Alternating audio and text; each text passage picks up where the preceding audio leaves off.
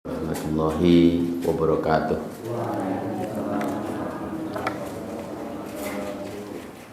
Alhamdulillahirabbil alamin.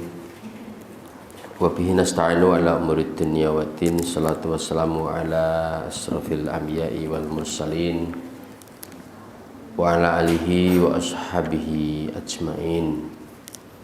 Asyhadu an la ilaha illallah wahdahu la syarikalah wa asyhadu anna Muhammadan abduhu wa rasuluh la nabiyya ba'dah. Allahumma salli wa sallim wa barik ala Muhammad wa ala alihi wa ashabihi wa mawala. Qala ta'ala fi kitabihil karim, a'udzu billahi minasyaitonir rajim, bismillahirrahmanirrahim. Ya ayyuhalladzina amanu taqullaha haqqa tuqatih wa la tamutunna illa wa antum muslimun. Sadaqallahul adzim.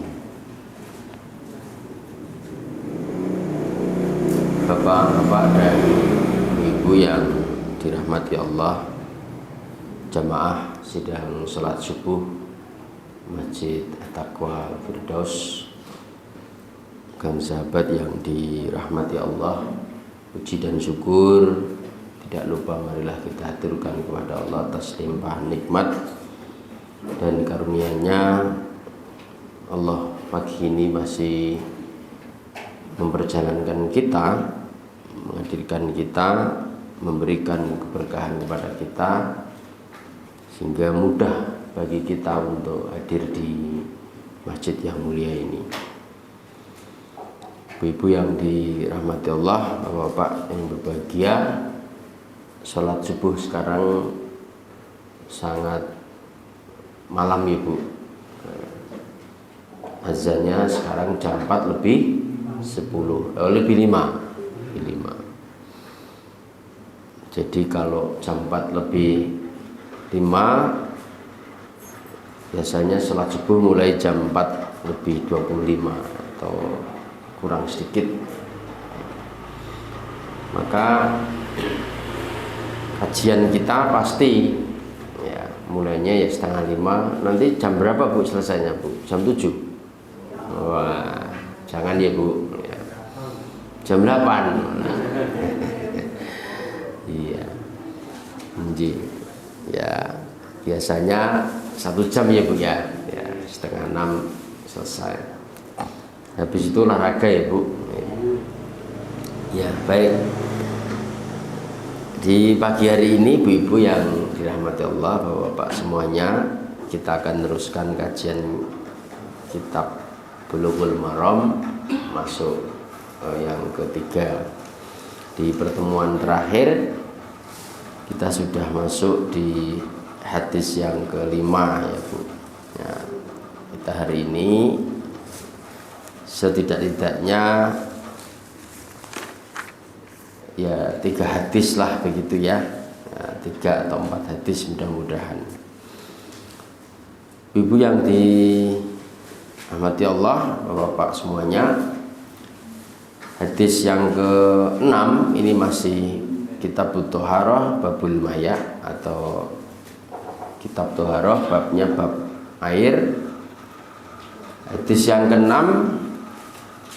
wa an Abi Hurairah radhiyallahu anhu qala, dahulu kala radhiyallahu Abu Hurairah ya pernah berkata, qala Rasulullah sallallahu alaihi wasallam, dahulu kala Rasulullah sallallahu alaihi wasallam pernah bersabda,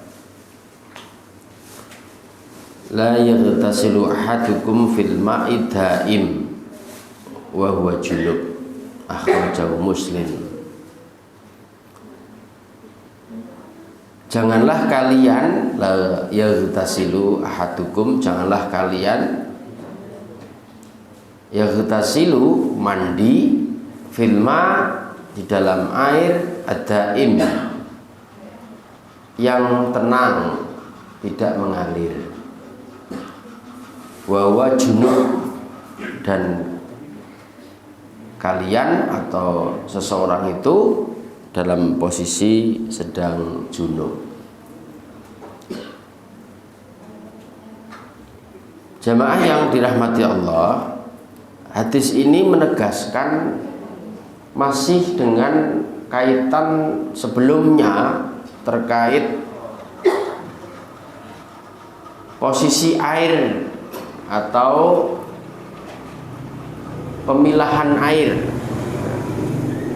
atau pembagian air. Ya.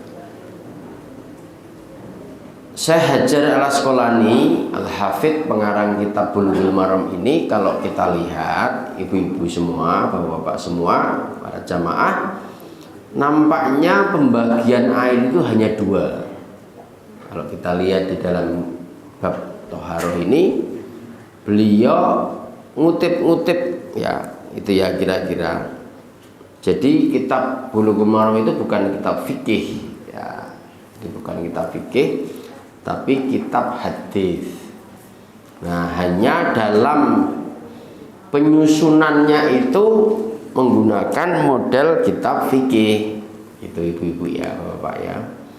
Jadi dimulai dari kitab Toharoh, tapi yang di dalamnya itu adalah hadis-hadis yang berkenaan dengan fikih. Yang fikih itu dimulai dari bab Toharoh atau bab air ya, itu bab bersuci ya. Nah, beliau mencantumkan dalam hadis yang ke-6 itu larangan terhadap orang mandi junub yang airnya itu tidak mengalir. Oke, jamaah ada yang tidak pernah junub? Ibu-ibu pernah junub betul? Kompak ya, bapak-bapak nek bapak-bapak gembujeng ya, mesem. Nek ibu-ibu pernah kompak ya. Enten yang usianya 70 tahun masih junub, kompak ya. Mandi junub itu apa syaratnya para jamaah? Ada kondisi di mana kita mandi junub. Setidak-tidaknya ada 6, ibu-ibu. Oke, kalau kita bahas mandi junub, jangan hanya pikiran kita tertuju pada hubungan suami istri. Boten kedah hanya itu saja. Tidak hanya perkawis, tidak hanya perkara masalah bertemunya kelamin dua, tidak. Tapi mandi junub itu ada beberapa sebab kenapa kita mandi junub. Yang pertama, betul memang hubungan suami istri. Setelah hubungan suami istri, biasanya malam apa, Bu? Gak kompak nek iki. Ya ora mesti kok. Wah, kita nek malam Jumat dijadwal, gitu. Ibu ya. Papa. Iya, Bu. Aja malam-malam pulangnya. Ini malam Jumat. Itu. Ya, itu. Satu, kenapa kita wajib mandi junub atau mandi jinabat? Satu, manakala setelah hubungan suami istri. Yang kedua, seorang wanita selepas haid. Makanya pun saya tanya tadi, apakah ada ibu-ibu yang usia 70 tahun cek mandi junub? Ya. Kalau yang pertama mungkin saja bisa, tapi yang kedua biasanya kalau yuswa atau umur sudah 70 tahun itu sudah tidak keluar haid. Terus apakah juga mandi junub? Nanti dulu. Ya, yang pertama bisa jadi ya, itu suami istri. Yang kedua mandi junub. Yang ketiga nifas. Nifas itu apa, Bu? Ya, setelah melahirkan. Ya, ada yang masih potensi melahirkan, ibu-ibu? Loh, saya tanya beneran no. Ada yang masih potensi untuk melahirkan lagi? Ini gak kompak, berarti ya ada yang masih potensi dan ada yang tidak. Yang keempat, ini bapak-bapak. Yang pertama tadi bisa bapak-bapak dan ibu-ibu. Yang kedua khusus ibu-ibu. Yang ketiga ibu-ibu. Yang keempat bapak-bapak. Apa itu? Jika keluar air mani. Bapak-bapak ini, terutama mas-mas yang belum nikah, Mas Abror misalnya ini. Mas Abror kan belum beristri ya Bu? Iya. Itu keluar air mani, bisa jadi ketemu ibu-ibu di jalan, baru itu terus mimpi, ya itu, ya. Wah, Pak Rahmat kok ketemunya ibu-ibu, ya nggak apa-apa. Mas Abror, ayo segera menikah. Lah mimpinya yang minta untuk segera menikahnya itu di jalan, ya, itu apa di mimpi ya, ketemu keluar. Terus yang kelima ini ibu-ibu dan bapak, ya. Ketika akan menghadiri sholat Jumat dan sholat Aidain. Nah ini berarti bisa bapak-bapak, bisa juga ibu-ibu. Sholat Jumat itu untuk siapa? Bapak-bapak. Ibu-ibu boleh tidak sholat Jumat karena statusnya sunnah. Tapi kalau bapak wajib. Jadi ibu-ibu boleh tidak sholat Jumat. Sholat Jumat di rumah, ya, zuhur. Kalau bapak-bapak wajib, kan gitu. Bahkan derajatnya jika tidak sholat Jumat 3 kali berturut-turut, apa yang terjadi? Bisa bagi laki-laki itu masuk kriteria orang yang munafik. Kalau sudah 3 kali berturut-turut tidak mengikuti sholat Jumat, maka akan terjadi klaim atau nanti bisa seorang itu dianggap munafik, gitu ya. Nah itu yang kelima. Jadi yang kelima itu menghadiri sholat Jumat, maka mandi junub dulu. Ya, itu. Menghadiri sholat Idain apa Bu? Sholat Idain Bu? Idul Fitri, Idul Adha. Jadi kalau mau Idul Fitri itu sholat mandi junub. Ya. Nah, yang paling enak itu Bu, malam Idul Fitri, ya, berhubungan suami istri kan sekalian ya. Nah itu ibu-ibu mesem, ya itu. Orang sempat Pak, kan gaya lontong Pak, iya bener gitu. Nah jadi Aidain, menghadiri sholat Idul Fitri dan Idul Adha. Jadi perkara-perkara itulah yang menyebabkan seseorang wajib mandi janabat. Nanti ada babnya Bu, bagaimana teknis mandi janabat. Nah, sehingga Rasulullah melarang di sini la yaghtasilu ahadukum fil ma'ad-daim bahwa junub. Janganlah kalian mandi, ya, mandi junub di sini, ya. Janganlah kalian mandi di air yang diam, tidak mengalir. Itu kira-kira, ya, bahwa junub dan seorang di antara kalian itu dalam posisi junub, gitu. Kenapa ibu-ibu bapak-bapak? Ini sama seperti bahasan yang sebelumnya, bahwa air yang tenang tidak mengalir itu potensi kemasukan najis, dan ketika kemasukan najis airnya sedikit, itu berpotensi air itu tidak bisa digunakan, alias air itu tetap pada kenajisannya. Beda manakala air sumber, contohnya pun apa Bu? Air sumber itu contohnya pun sendang, nggih. Ibu-ibu nate lihat sendang? Nate itu. Tapi di Semarang enten mboten sendang? Enten? Ada? Oh, ting anu nggih kebon-kebon. Nah, teng ndi, Pak? Oh, Banyu Putih. Enten Sumur Boto nggih. Nah, menawi mandi di air sendang itu boleh walaupun sedikit, mandi junub di situ boleh. Kenapa? Airnya tidak daim, airnya tidak tenang, airnya mengalir. Boleh. Itu sama dengan yang di awal-awal kami matur mengutip hadis yang sebelumnya, hadis kelima, ya 4 dan hadis ketiga. Rasulullah dan para sahabat pernah mandi, ya, di sumur yang namanya sumur Budu'a. Sumur Budu'a itu sumur di Medina, sekarang masih ada, tapi diperbagus gitu ya, karena ngetuk terus, ya, tidak pernah kering. Nah, sumur Budu'a itu kecil saat itu.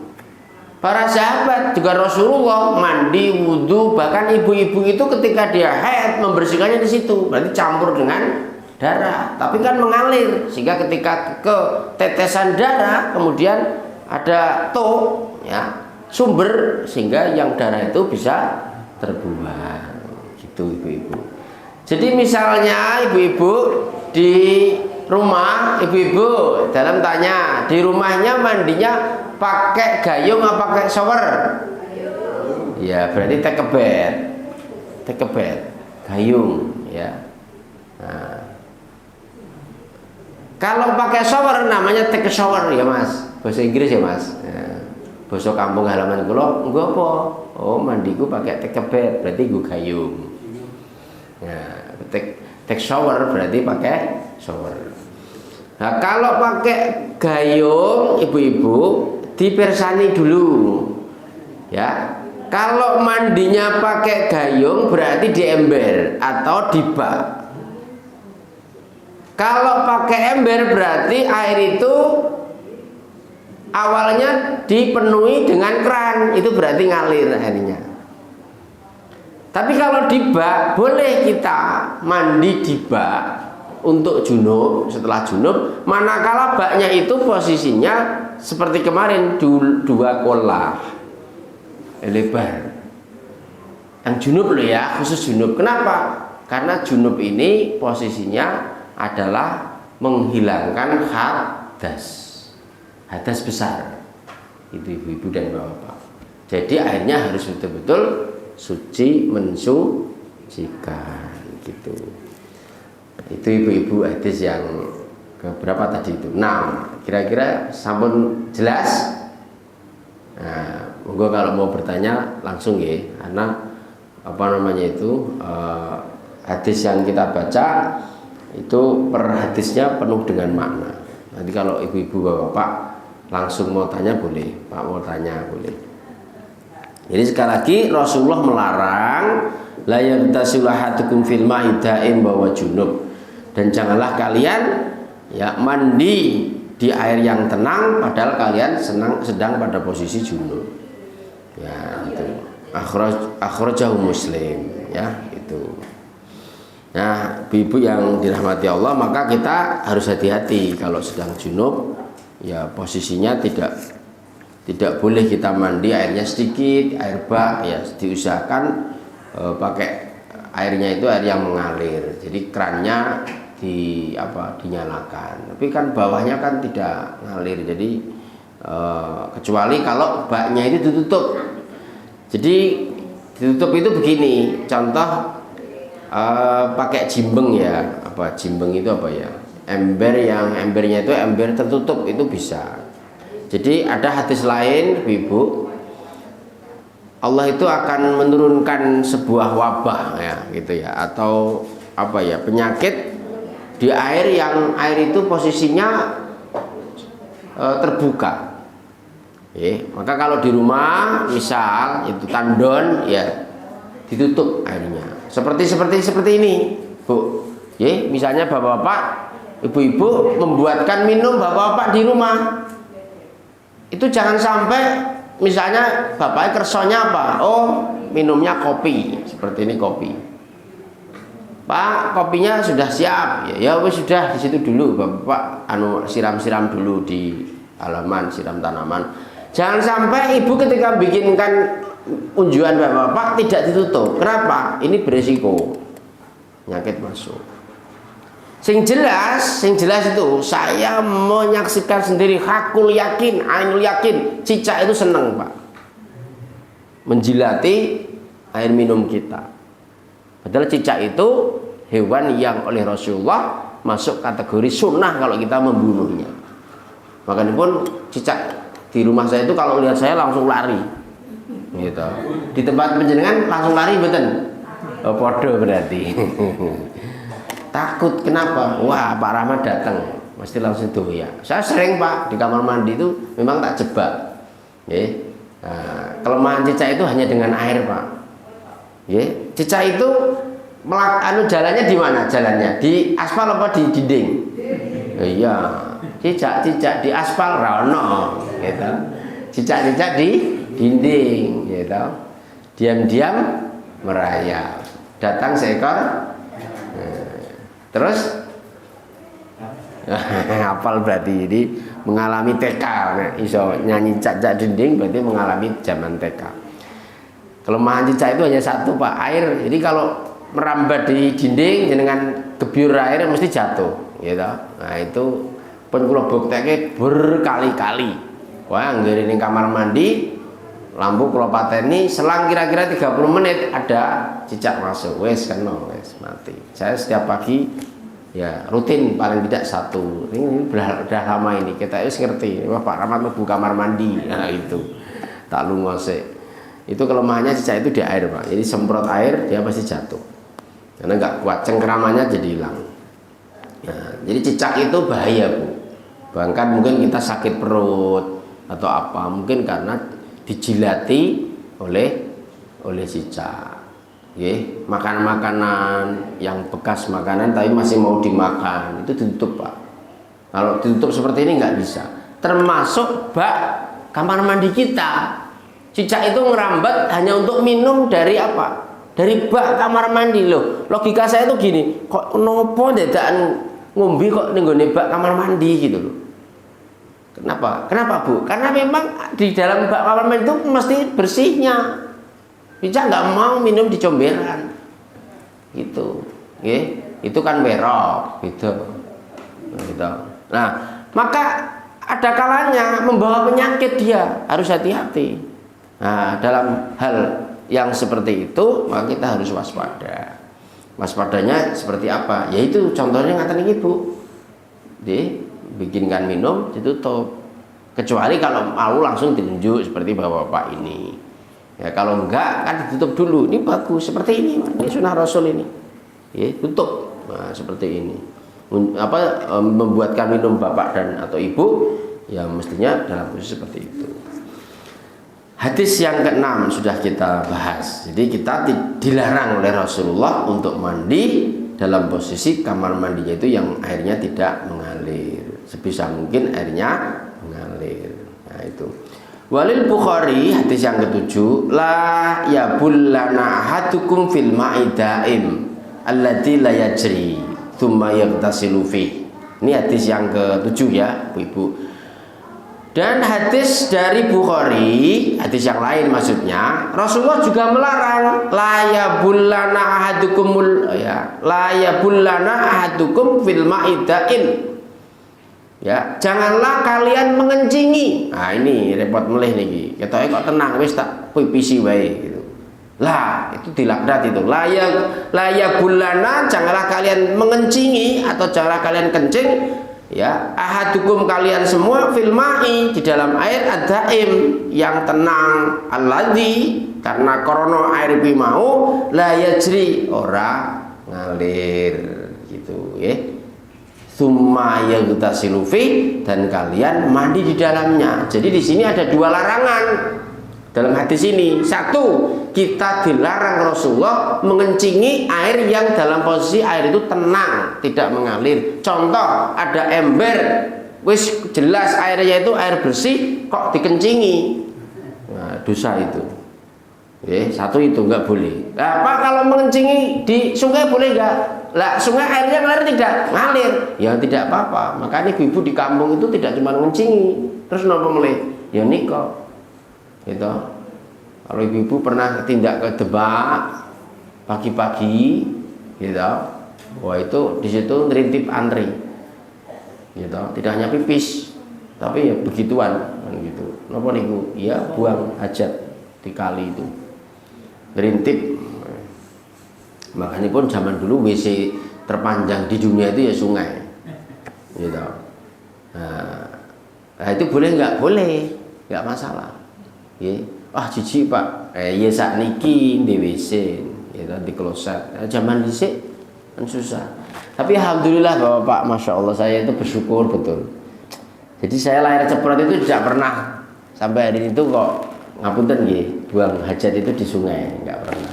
Walaupun rumah saya kira-kira dengan Sungai Bengawan Solo itu ya hanya 200 meter. Jadi kalau banjir itu kelihatan.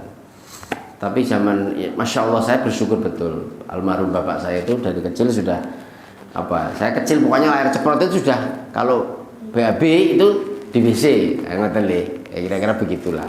Bukan di Jumbleng, tahu Jumbleng? Nah ini ngerti Jumbleng berarti napa niku niki berarti umurnya sudah tua sekali, lahirnya paling 60-70. Tahu Jumbleng Bu? Tahunya tapi gak kompak, jadi ada yang tidak tahu. Jumbleng niku napa? Jumbleng itu WC tapi terbuat dari tanah, ya kira-kira kedalamannya sekitar 2 meter. Tapi posisi ini pun nanti atasnya itu ditutup kayu begitu, terus di situ. Nanti kalau udah penuh tutup tanah ganti yang lain. Itu di kampung Pak, di kota ya penjenengan damel ngoten niku didatangi RT. Iki kok baune brang-brang ternyata saka ngene Pak samping kuwi ya enggak boleh. Maka WC atau kloset itu sama sebenarnya, nggih. Ada gulu banyak seperti ini, yang gulu banyak itu sebenarnya posisinya ini tampungan air sehingga kotoran itu tidak bau. Kenapa? Air ini luar biasa oleh Allah diciptakan untuk apa? Untuk menghilangkan najis dan bau. Jadi air itu menghilangkan najis dan bau. Jadi kotoran yang masuk sini itu tidak akan bau. Tapi kalau ini rusak, gulu banyaknya itu sehingga kering, pasti bau. Nah, saya qadarullah Pak. Alhamdulillah saya bersyukur pada Allah. Ya. Jadi tidak pernah yang namanya di Sungai Bengawan Solo.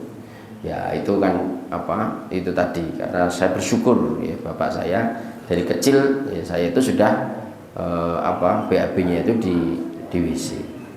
Ya, jadi tidak boleh dua larangan. Yang larangan pertama tidak boleh kita mengencingi air yang tenang yang tidak mengalir, dan yang kedua tidak boleh mandi di dalam air yang tenang yang tidak mengalir itu ya nggak boleh. Makanya pun yang paling bagus ya mandi itu ya pakai keran itu bagus sekali ya, keran selang atau ada ember, yang ember itu langsung diisi dari keran sehingga airnya ngalir terus. Maka kadang-kadang mohon maaf ibu dan bapak semua, hotel itu sebenarnya dalam konteks Islam, fikih Islam itu sangat sunnah hotel. Kenapa? Ya terutama yang sekarang jarang sekali hotel itu yang baknya itu diisi penuh. Ya, mesti ketika masuk kamar hotel baknya kan kosong. Ya, bahkan sekarang tidak ada yang pakai bak, pakainya shower. Dia pakai tandon besar sekali di atas. Nah, itu sebenarnya sama seperti ini. Gitu. Maka dulu zaman tahun 1800-an itu Jamaluddin Al-Ghani itu pernah pernah menjawab pertanyaan muridnya. Syekh Sekib Arselan bertanya kepada gurunya Jamaluddin Al-Ghani, ya Ustadzi, Ustadzu lima ta'akhirul muslimun wa taqaddamu ghairuna. Ya, kemudian dijawab oleh Jamaluddin Al-Ghani, li anna muslimuna mahjubun bil muslimin. Ya, karena kenapa kok umat-umat di luar itu makin maju, kira-kira begitu ya, sedangkan umat Islam itu makin hari makin menurun kualitasnya. Dijawab oleh Jamaluddin Al-Ghani, ya karena umat muslim itu menutup diri dari ajaran yang benar gitu. Kalau orang barat, orang Eropa, orang luar itu bersih sekali Pak, dalam hal kebersihan air, makanan itu yang hari-harian itu luar biasa. Nah, maka ya kadang-kadang itu di situ kualitas kita itu ditentukan dari kehidupan kita ini, dari makan kita, mandi kita. Orang-orang ya ngapunten nggih, orang-orang Eropa, orang Amerika itu dalam hal-hal yang kebersihan badan, kebersihan makanan, minuman, tempat tidur dan sebagainya itu mereka punya style yang luar biasa bersih.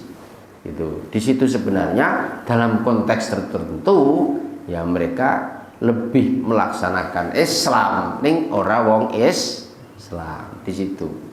Nah, jadi ya kita memang harus terus ya berintrospeksi diri sebagai kaum muslim ini untuk kita itu bagaimana derajat kehidupan kita itu betul-betul menuju kepada kesehatan. Maka Rasulullah itu kan di dalam banyak kisah ya diceritakan Rasul itu bersih, hidupnya itu bersih kok. Ya, daharinya ditoto, ya, makannya bahkan Rasulullah itu makan minum ya mandi itu betul-betul luar biasa gitu ya. Bahkan potong rambut ya. Rasulullah kalau dalam kisah itu rambutnya panjang Pak Bu, tapi mboten dikucir, panjang itu riap-riap gitu. Nah, tapi kalau sudah nutupi telinga itu dipotong sedikit-sedikit. Ngangge napa? Dalam kisahnya pakai pisau. Dia pakai enggak punya gunting, pisau yang sangat tajam sehingga dipotongnya begini ini. Ya, sehingga rambut Rasulullah itu riap-riap tapi bersih. Ya. Nah, di dalam sifatun Nabi itu kalau beliau berjalan itu tegak lurus ya, tangga itu tegak lurus, kemudian bersih, wangi. Ya, wangi. Rasulullah itu dicium dari sahabat itu wangi sekali. Nah, sehingga ada sahabat yang pengen lihat dada Rasulullah itu seperti apa sih sebenarnya. Itu pernah kejadian Pak dalam kisah itu ya. Ada sahabat yang ceritanya ketika dalam perang Uhud ya dalam perang Uhud itu sahabat ini posisinya ya istilahnya itu kena cambuk ya, kena cambuk Rasulullah ya. Beliau kan punya cemeti ya, cambuk. Nah, ketika untuk nyambuk kuda kan gitu ya. Nah, kena cambuk. Nah, karena memang beliau ayo memerintahkan, ayo cepat maju lah, itu kena cambuk. Nah, kena cambuk badannya. Tapi nggak sengaja pastinya. Dan satu ketika setelah selesai perang, nah, Rasulullah kemudian bertanya kepada sahabat, sahabatku semua, apakah ada di antara kalian yang merasa ya saya ini berbuat salah kepada kalian? Sahabat itu kemudian angkat tangan, saya Rasul. Kalau ada silahkan kamu minta apa? Hari ini kita selesaikan, kita kisos. Kamu merasa salah, saya merasa salah, ya berbuat salah, mana kesalahan akan saya tebus. Ingat Rasulullah, saat itu Rasulullah tidak sengaja atau sengaja mencambuk saya ketika perang Uhud. Oh iya, iya, sampai saya kesakitan, gitu kira-kira. Oke, kalau sekarang aku ingin mengganti meminta maaf kamu, kira-kira kamu minta apa? Aku minta seperti saat itu, saya minta Rasulullah lepas bajumu, aku akan cambuk. Wah, ini para sahabat yang lain pada apa yang terjadi. Rasulullah kan nggak pernah Bapak Ibu membuka bajunya di depan umum. Nah, wah, Umar bin Khattab melepaskan pedang. Kalau kamu berani, ya gitu ya, selangkah meminta Rasulullah buka baju, berarti kamu berada berwenang. Nggak apa-apa Umar, tenang saja. Nah, sekarang ya aku akan minta, hei Ali, ambil cambukku di rumah. Minta kepada istrimu untuk ngambil cambuk di rumah. Baik Rasulullah. Ali pulang. Nah, ngambil cambuk cemeti ya, untuk mencambuk kuda kalau mau perang. Nah, sekarang sudah sampai cambuknya, silahkan aku akan buka bajuku, kamu cambuk dadaku, terserah, monggo. Wah, tiba saatnya yang menegangkan para jamaah. Kenapa? Karena Rasulullah belum pernah namanya membuka baju di depan umum. Nah, tapi di dalam batin si sahabat tadi itu hanya pengen melihat dadanya Nabi kayak apa sebenarnya. Nah, dan pengen meluk, kayak gini gitu ya. Nah, yang terjadi betul. Oke, siap Rasulullah, saya akan ganti cambuk. Iya, silahkan. Nah, ketika Rasulullah dikelilingi ini, jadi nggak ada semua orang lihat, dikelilingi, ya, pagar betis supaya nggak terlihat secara umum. Dikelilingi sudah, Rasulullah kemudian buka bajunya, cambuk itu sudah di atas begini, tapi kemudian terus dibuang sahabat terus meluk. Ya Rasulullah, aku tidak tega melihatmu. Ya. Aku lukai kamu tidak, aku hanya pengen memelukmu dalam posisi melihat badanmu yang putih bersih bersinar ini. Nah, terus Ya seperti itulah, kalau dalam sinetron itu kan happy ending ya Bu ya. Nah, gitu kira-kira.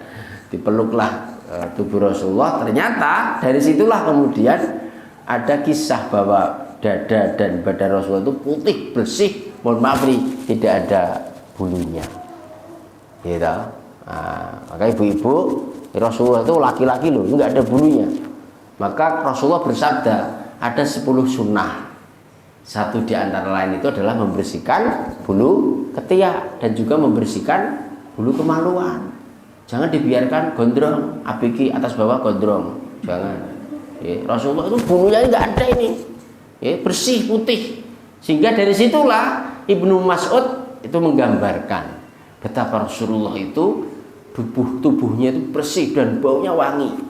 Nah, disitulah maka kebersihan kalau kita lihat dari Rasulullah itu luar biasa, bersih sekali. Nah, di sini yang tadi sudah kita bahas, hadis yang ke-7 itu kita nggak boleh mengencingi air yang tenang dan juga mandi junub di air yang tenang. Maka kalau mandi junub diusahakan airnya itu air yang mengalir. Air mengalir itu ya bisa embernya gitu ya Bapak Ibu. Embernya itu posisi dimasuki air keran, kemudian bisa berganti. Ya, monggo kalau ada yang bertanya langsung saja. Nah, kemudian yang ke-8. Hadis yang ke-8, wali Muslim minhu darinya, ya. Wali Abi Dawud dari Abu Dawud, wala yaghtasil fihi minal janabah. Ya. Di sini dikatakan janganlah yaghtasilu fihi, mandi di dalamnya minal janabah, yang mandi itu adalah sebagian dari junub. Nah, nggak boleh juga. Jadi 3 hadis menguatkan tidak boleh kita mandi janabat di air yang airnya itu tenang, airnya itu layajri, airnya itu tidak mengalir. Kenapa? Karena air yang tenang itu berpotensi banyak najisnya, kecuali air itu berganti, ya kayak wudhu kita. Ini ada torom ya Pak ya, ada tandon air ya. Nah, tandon air sebagaimana yang sudah pernah kita bahas, itu kalau tandonnya air besar kemasukan kotoran itu tidak najis. Kenapa? Karena berganti dari tarom, dari apa, air tanah dimasukkan ke torom, sehingga kita pakai itu mengalir gitu. Silakan Bapak Ibu, jika ada yang bertanya kami beri kesempatan, monggo silakan. Monggo. Ya. Kita teruskan dulu ya sampai 5:30 ya Pak ya. Ya, 5:30. Ini jam berapa nih? 5:15 ya. 5:17. Baik, saya teruskan. Nah, hadis yang ke-8. Ya, hadis yang ke-8. Hadis 8 tadi sudah, 9 sekarang. Wa an rajulin sahiban Nabi sallallahu alaihi wasallam qala. Ya, dari rajulin, dari seorang laki-laki sahiban Nabi, yang laki-laki itu adalah sahabatnya Nabi. Ya. Qala, dahulu karena dia berkata, naha Rasulullah sallallahu alaihi wasallam an taghtasilal mar'atu yafdalir rajuli awir rajulu bifadlil mar'ah. Ya. Ini kalau yang ini Ibu, ya. Di sini sahabat Rasul itu pernah mengatakan bahwa Rasulullah dahulu kala pernah melarang, naha ya, nahayanhu itu melarang. Naha Rasulullah sallam an taghtasilal mar'atu bifadlir rajul. Tidak boleh seorang wanita mandi janabat menggunakan bekas air mandi laki-laki. Ya, jadi ibu-ibu tidak boleh mandi bergantian. Ya, satu ember berdua tapi bekasnya bapak, gitu ya, nggak boleh. Ya, awir rojulu atau laki-laki yafdalil mar'ah, atau seorang laki-laki yang mandi junub menggunakan bekas airnya ibu-ibu. Itu. Jadi misalnya di hotel atau di rumah kamar mandinya barengan atau di dalam kamar, Bu? Nah, kalau di dalam kamar kan jelas itu kamar mandinya itu untuk bapak dan ibu sendiri saja kan begitu misalnya. Maka ember kemudian diisi air, yang diisi air itu sebagian digunakan mandi bapak, sebagian dipakai mandi ibu, itu nggak boleh. Ya. Lah kenapa nggak boleh? Kan isi sisa Pak, gitu ya. Misalnya ember gitu ya, kan masih sisa, berpotensi air itu kemasukan najis, ya najis. Jadi kan sewu misalnya bapak dan ibu habis junub, kan mesti kan membersihkan gitu, gosok-gosok kemaluan dan sebagainya, itu airnya itu kemasukan gitu ya, dan itu tidak diperbolehkan. Rasulullah pernah melarang. Nah, berarti tidak boleh. Artinya itu diusahakan ya kalau mandi janabat itu ya kalau airnya mengalir nggak apa-apa, seperti misalnya shower itu betul apa-apa, tidak masalah. Tapi kalau airnya satu ember dipakai gentian nggak boleh. Ya, apalagi kok celup-celupan gitu ya nggak boleh. Ya, khawatirnya air yang dipakai itu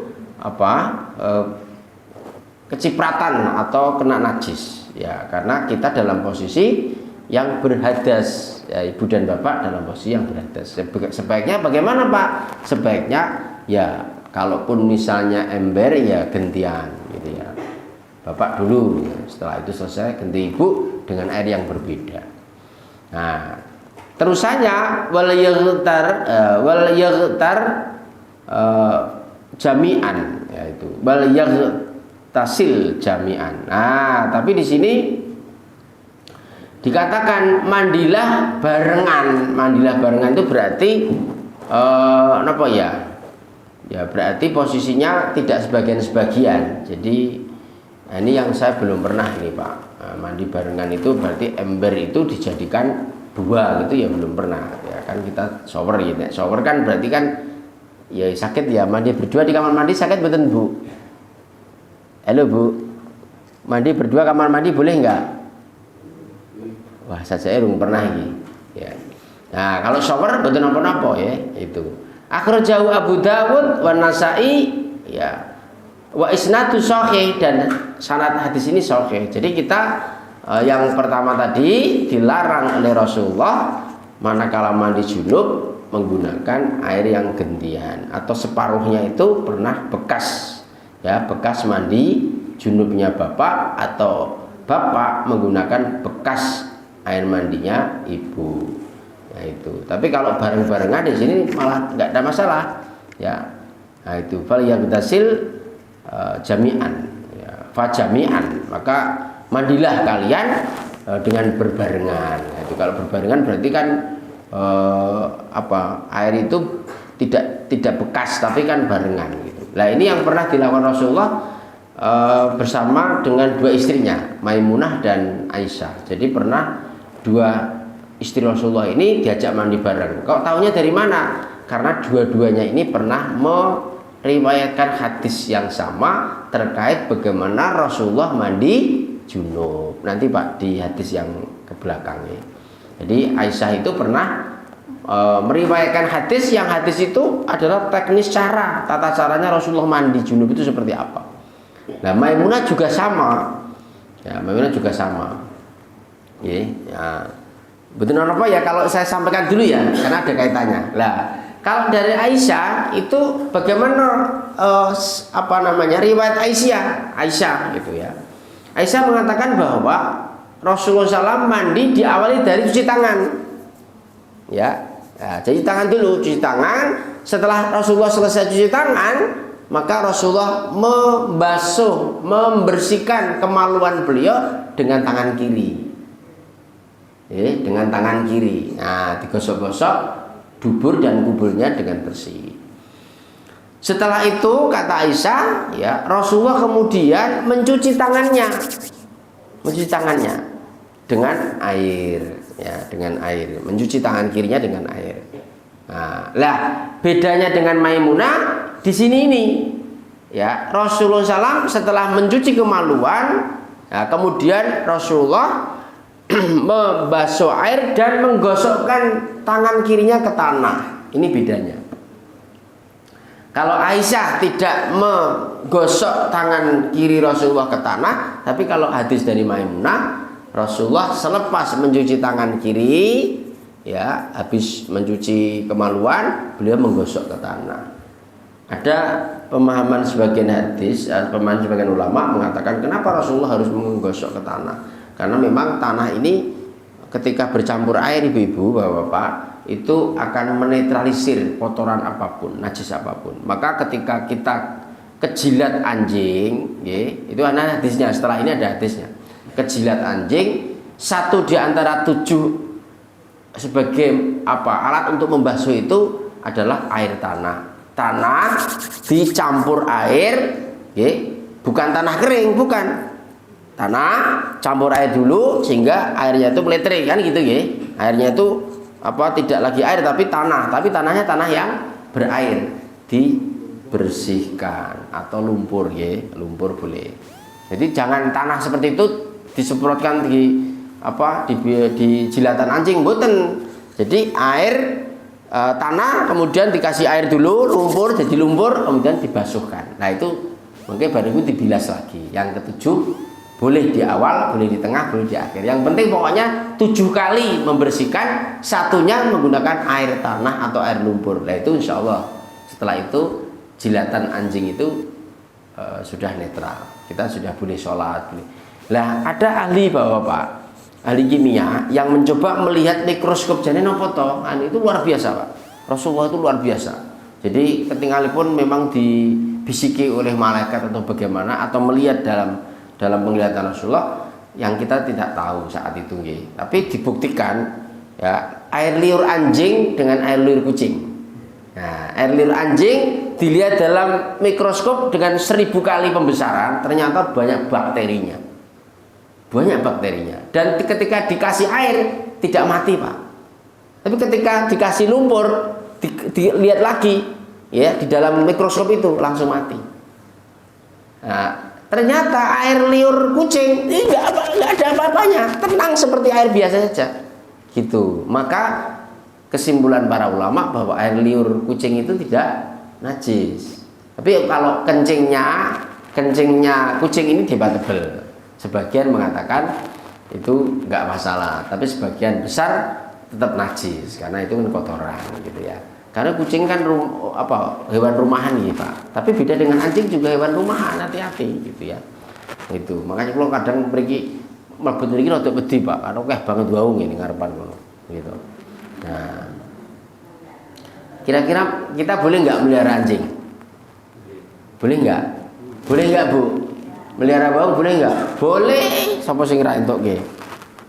Boleh, tapi jangan, kalau bisa jangan bercampur dengan manusia. Jadi omah dewi ngarepan, nah gitu ya. Saya pernah soalnya Bu, Allahu Akbar, di Bandungan itu kita nginap di kantor itu, sehingga ketika saya lihat dengan mata kepala saya sendiri, anjing itu masuk dapur di jam 2:30, kita mau tahajud saat itu, jam 3 itu. Loh, ono maskir, saya bilang gitu, maskir pirsa, maskire, ono maskir, waduh. Saya laporan ke Pak Rektor izin menawi sakit benjang lagi, besok lagi kalau kegiatan jangan di hotel ini. Dan kenapa Pak Rahmat? Saya tadi pagi pas mau tahajud haus sekali, di kamar nggak ada minum, saya ke dapur. Ya dibolehkan karena hotelnya itu kayak hotel keluarga gitu. Wah, ada maskirnya Prof. Waduh, udah ini yang terakhir. Padahal kita langganan di situ Pak, di Bandungan tuh. Wah, setelah itu nggak pernah lagi kegiatan di situ, dan hotel ya kaget. Ada apa tuh Pak sebenarnya? Kok sekarang tidak pernah pakai di sini, gitu ya. Tapi kita nggak jawab. Ya, ada juga Pak warung makan di Solotigo. Dulunya tuh ramai sekali. Orang-orang Islam itu pada makan di situ. Nah, satu ketika nih saya juga makan di situ. Kok dadak aku iki medun ning gone dapur iki lho, qadarullah Pak. Masya Allah. Allah menyelamatkan saya dan keluarga saya. Ono maskir gede banget di dapur itu. Wah sudah, nggak mau. Dek, stop, hari ini gak usah makan di situ lagi. Waktu itu saya kabarkan kemana-mana. Jangan bersari, sepi sekarang. Itu jelas nggak boleh. Kenapa? Dikhawatirkan bejana, empreng, wajan dijilat masker anjing. Kalau udah dijilat, udah Pak, susah membersihkannya, harus dengan 7 kali. Walaupun itu gayung, ember, wajan, sudah. Makanya diperhatikan betul kalau kita mau masuk warung. Ampun, nanti saya kabarkan. Kabarin ke takmir ya. Warung makan apa. Pokoknya pun warung makan sebelum masuk napa niku jenenge? Apa jenenge? Jalan Salatiga jenenge apa? Ring Road. Nah, sebelumnya itu wah besar sekali warung makannya.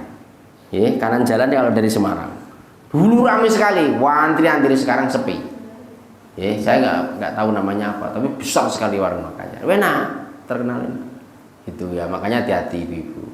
Makanya kalau saya ya golek warung makan pertama nek iso ngarepe ana tulisan H titik, nggih Pak Haji. Nah, H titik berarti apa? Pak Haji, nek iso. Contohnya sate kambing, nah, gitu nggih. Nah, sate kambing rata-rata haji lho Pak nggih. Gitu. Oh kan yo piye to Pak ning warung makan? Ya nek memang khawatir, bismillah sih. Ajeng dahar ampun supe. Insyaallah dengan kita bismillah itu bisa menghalalkan semua. Ning nek sakit ya niki wau. Qadarullah, saya kok dadak ning dapur, enggak tahu saat itu apa ya, saya lupa itu. Saya mau ke dapur, mau pipis atau bagaimana? Oh Pak, mohon maaf. Keran di atas mati, Bapak langsung ke dapur saja. Itu ya turun, waduh, anjingnya besar sekali. Wah, saya gitu habis itu ya sudah, piye bugi, saya bilang gitu. Ya sudah ya, anu aja, bilang aja, pokoknya mohon maaf nggak jadi gitu. Ya udah, saya nggak jadi, putar balik. Terus golek warung makan liyo. Nah gitu. Maka memang harus hati-hati karena memang itu bagian dari apa najis ya, Bapak. Kami kira itu dulu ya. Nanti kita teruskan. Moga Pak Ye. Ye. Kalau kita mau tamu ya, mau tamu di rumah yang punya anjing itu gimana? Nah itu. Diparingi unjukan. Kita berdoa mudah-mudahan unjukannya AMDK, air minum dalam kemasan. Nah, makanipun Pak, izin nanti akan masuk sampai sana. Bagaimana bejana nanti ya? Bejana itu wadah minum seperti ini ya. Kita gunakan bejana. Ini namanya bejana ini. Larangan menggunakan bejana emas 1, perak 2, nggak boleh. Yang ketiga, bejana yang orang yang punya bejana itu orang kafir, ya, orang Yahudi atau garing Nasrani, ya. Dan yang ketiga orang musyrik, beda-beda Pak, ya, beda-beda. Gimana? Kalau Muslim jelas, ya. Nah, yang tidak boleh itu justru kalau bejana minum itu adalah miliknya orang Yahudi dan Nasrani, itu nggak boleh Pak. Kenapa? Karena sangat dikhawatirkan dia itu tidak bisa menjaga kebersihan dari itu Pak, anjing. Terus kalau misalnya mau tamu, wah kuire gede banget ya, kan gitu. Gimana itu?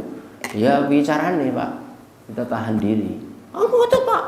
Nah, enten anu mboten kula kebetulan pun anu pun ngunjuk teh enjang wau. Enten anu aqua mawon. Nah, Pak nyuwun aqua. Kalau enggak ya jangan lama-lama, mau tamu kok petang jam. Gitu. Apa perlune kita kundur. AMDK ini yang lebih memungkinkan. Insyaallah mboten kejilat anjing, Pak. Tapi nek ngoten iki sangat riskan. Ya, jadi perlakuan kita kepada non muslim itu tidak semua nggak boleh. Ya, tapi kalau Yahudi Nasrani itu hadis Nabi malah kita harus hati-hati. Nah, tapi orang musyrik gitu ya, orang musyrik bagaimana? Malah boleh kalau dalam posisi kita tahu orang musyrik itu posisinya dia membersihkannya dengan benar. Tapi untuk memastikan kita pakai apa? Dicuci dulu.